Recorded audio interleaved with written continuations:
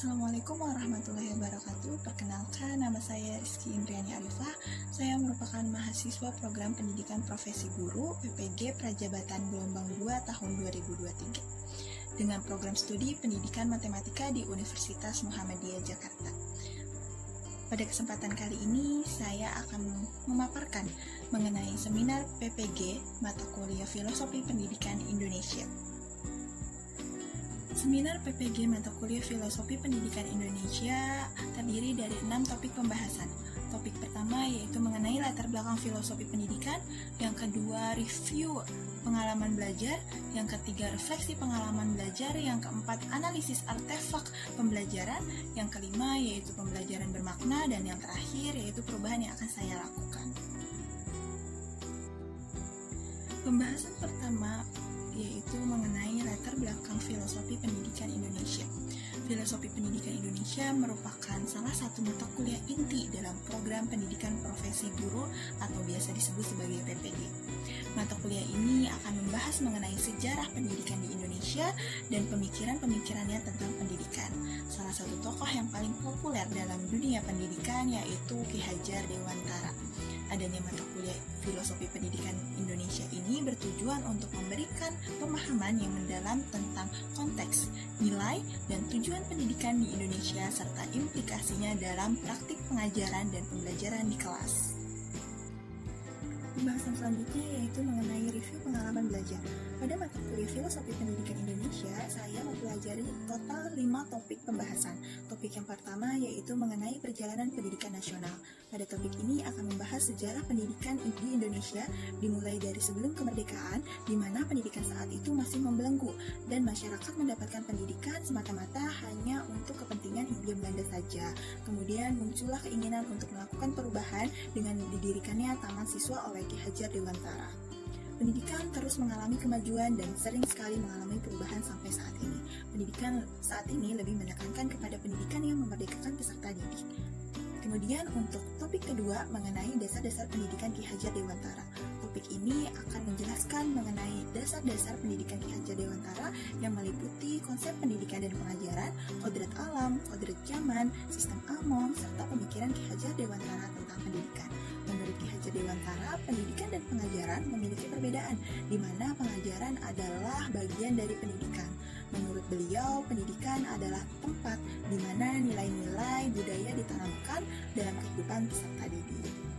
Topik ketiga mata kuliah Filosofi Pendidikan Indonesia yaitu mengenai identitas manusia Indonesia.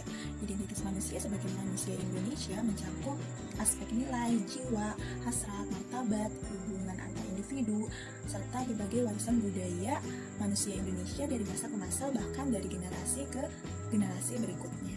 3 pokok utama yang dibahas dan menjadi ciri khas manusia Indonesia meliputi nilai Kebhinekaan Ketunggalaikaan, nilai Pancasila, dan religiusitas. Selanjutnya yaitu topik keempat mengenai Pancasila sebagai fondasi pendidikan Indonesia. Topik ini akan mempelajari peran Pancasila sebagai fondasi pendidikan di Indonesia. Pancasila merupakan dasar negara Indonesia yang diibaratkan sebagai fondasi negara, seperti layaknya fondasi sebuah rumah. Jika fondasi itu tidak ada, rumah akan cepat roboh. Begitu pula dengan negara. Tanpa adanya dasar yang kuat, negara akan runtuh dengan mudah. Oleh karena itu, Pancasila dianggap sebagai fondasi negara. Bangsa Indonesia diidentifikasi dengan keberagaman dalam hal suku, ras, agama, dan budaya. Dengan demikian, profil pelajar Pancasila merupakan representasi dari tujuan pendidikan nasional. Profil pelajar Pancasila berperan sebagai pedoman utama untuk kebijakan pendidikan serta menjadi panduan bagi pendidik dalam membentuk karakter dan kompetensi peserta didik di sekolah. Topik terakhir dari mata kuliah Filosofi Pendidikan Indonesia di semester 1 yaitu mengenai telaah praktik baik pendidikan yang memerdekakan. Pendidikan yang memerdekakan bertujuan untuk membebaskan peserta didik secara menyeluruh, baik secara fisik maupun mental. Praktik pembelajaran yang memerdekakan adalah ketika proses belajar mengikuti aspirasi dan tujuan individu masing-masing peserta didik. Tantangan utamanya adalah mengubah pola pikir orang tua dan peserta didik terhadap hakikat pendidikan itu sendiri. Pendidikan yang memerdekakan peserta didik dapat diaplikasikan dalam pembelajaran yang dinamis dan sesuai dengan minat serta bakat peserta didik.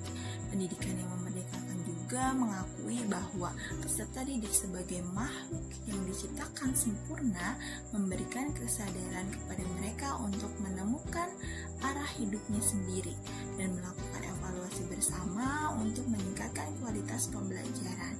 Tujuan utamanya adalah menyelenggarakan pendidikan yang konstruktif dan mampu beradaptasi tanpa terikat oleh pihak lainnya. Setelah mereview pengalaman belajar, saya menentukan topik 4 sebagai pembahasan yang akan dibahas lebih lanjut.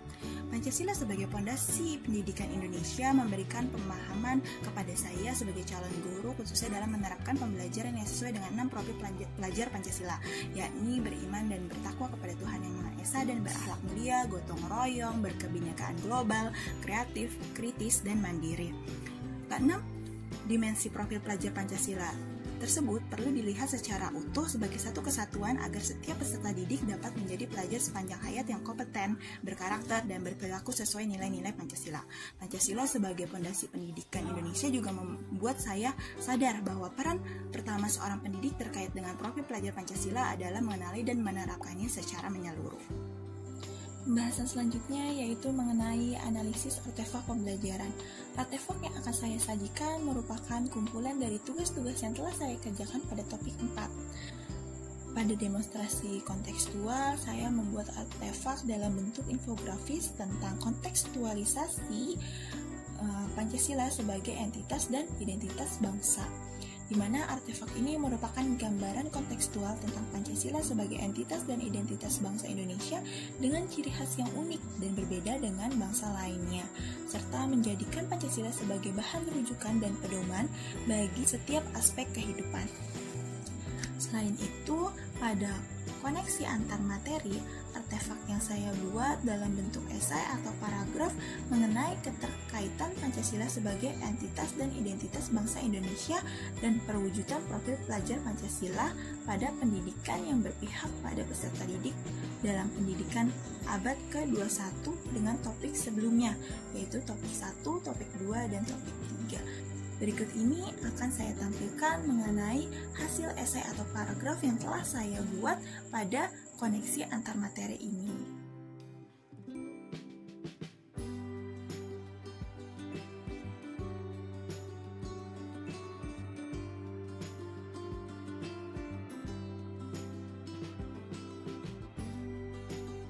Pembahasan selanjutnya yaitu mengenai pembelajaran bermakna.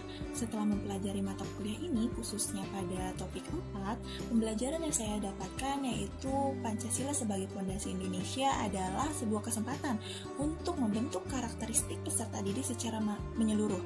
Dengan demikian, guru tidak hanya mentransfer ilmu saja, melainkan membentuk karakteristik dan kepribadian peserta didik yang sesuai dengan sila-sila yang ada dalam Pancasila.